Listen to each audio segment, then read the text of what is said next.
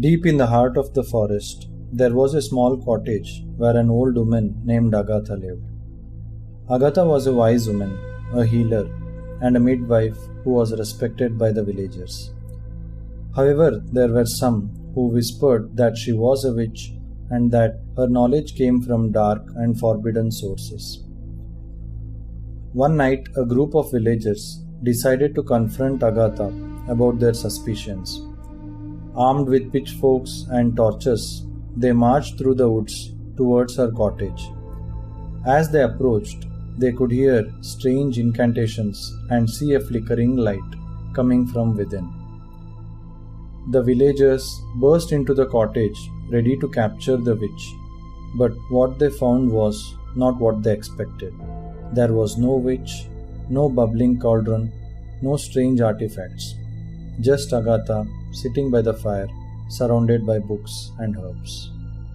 The villagers were taken aback. They had expected a fierce battle, but instead they found an old woman who was kind and gentle.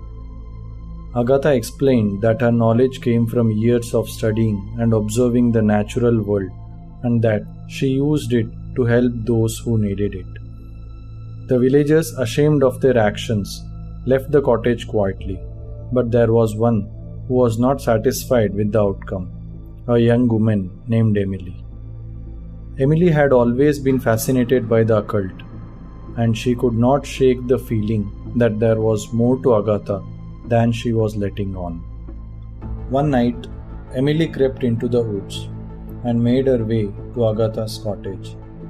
As she approached, she saw that the old woman was not alone. There was another figure there, dressed in black robes and holding a staff. Emily hid behind a tree and watched in horror as the figure spoke to Agatha in a language she did not understand. Suddenly, Emily heard a rustling in the bushes behind her. She turned to run, but it was too late. The figure had seen her and was now advancing towards her. Emily tried to run, but her feet was rooted to the spot. The figure drew closer and closer until Emily could see its face. It was Agatha, but not as she had ever seen her before. Her eyes were black and her face was twisted in a sinister smile. Emily tried to scream, but no sound came out. The last thing she saw was Agatha's staff, glowing with an otherworldly light as it descended towards her.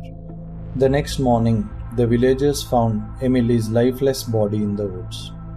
They searched the cottage, but Agatha was nowhere to be found.